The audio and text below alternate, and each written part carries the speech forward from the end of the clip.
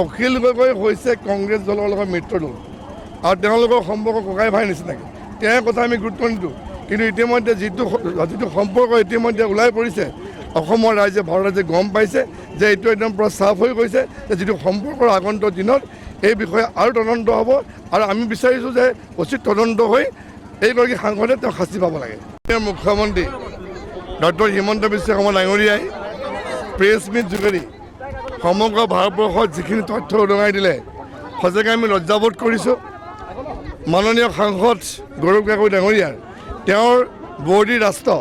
পাকিস্তানৰ লগত যিটো সম্পৰ্ক ইতিমধ্যে তেওঁ কৈ আছিলে, কিন্তু আজি যি তথ্য সহকাৰে গোটেইখিনি যিখিনি উন্মোচন কৰিলে ভাৰতবাসী ৰাইজে গম পাইছে যে তেখেতৰ বৰ্ডি ৰাষ্ট্ৰ পাকিস্তানৰ লগত যিখিনি সম্পৰ্ক এটা দীঘলীয়া সময় ভাৰতৰ বিৰুদ্ধে যি ধৰণে যি কাম কাজ চলি আছিলে আমি আচৰিত হৈছোঁ যে তেখেতৰ পত্নী এলিজাবেথ কৰ্ণমান তেখেতে আলী তৌকীৰ লগত সম্পৰ্ক ৰাখি তেখেতৰ যিটো NGO আছিলে পাকিস্তানত লিড পাকিস্তান কৰ্মসূত্ৰে তাত থাকি তাৰ পৰা আকৌ ভাৰতবৰ্ষতো লিড ইণ্ডিয়াত কাম কৰি পেলাই পাকিস্তানৰ পৰা দৰমহা লৈ ভাৰত বিৰখি এই এক যি ইয়াত তেওঁ সম্পৰ্ক কৰিছিলে এইটো আমাৰ কাৰণে লজ্জাজনক। আমি অতিশয় আমি এইটো কথাটো প্ৰতিবাদ কৰিছোঁ। লগতে আমি গৃহমন্ত্ৰী ভাৰত চৰকাৰৰ গৃহমন্ত্ৰী আমি অনুৰোধ কৰিছোঁ যে ইয়াত আৰু এটা উচিত তদন্ত হ'ব লাগে আৰু এইগৰাকী যিগৰাকী কংগ্ৰেছ দলৰ সাংসদ কংগ্ৰেছ দলৰ ৰাজ্যিক সভাপতি তেওঁৰ যিখিনি মুখাপিনা চৰিত্ৰ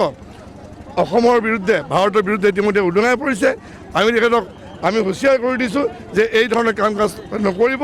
আৰু কংগ্ৰেছ দলৰ যিখিনি তেওঁলোকৰ নীতি আমি দেখা পাইছে প্ৰতিটো মুহূৰ্তত একেই নীতি তেওঁলোকে সেইধৰণে পাকিস্তানী সমৰ্থন বাংলাদেশ সমৰ্থন আৰু কিছু এই ধৰণৰ যিখিনি লোক যিখিনি ভাৰতবৰ্ষৰ বিৰুদ্ধে সদায় তেওঁলোকে বিৰোধ কৰিছে তেওঁলোকৰ সমৰ্থন লৈ পেলাই কংগ্ৰেছ দলে কাম কৰি গৈছে। গতিকে আগন্তুক দিনত আমি তীব্ৰ প্ৰতিবাদ কৰি ৰাখিম। আজি নগাঁও নেহেৰুবালিত ইতিমধ্যে নগাঁও জিলাৰ যি বিজেপি লগতে কলিয়াবৰ জিলা বিজেপিৰ সহযোগত এক বৃহৎ প্ৰতিবাদী সমাজ আজি উলিয়াইছে আৰু আমি হুঁচিয়াৰ কৰি দিছোঁ আগন্তুক সময়ত এই ধৰণৰ যাতে কোনো কাম নকৰে আৰু যদি কৰিব তেতিয়া তাৰ আমি উচিত পত্ৰ দিব আমি সাজু হৈ আছোঁ। অখিল গগৈ হৈছে কংগ্ৰেছ দলৰ লগত মিত্ৰদল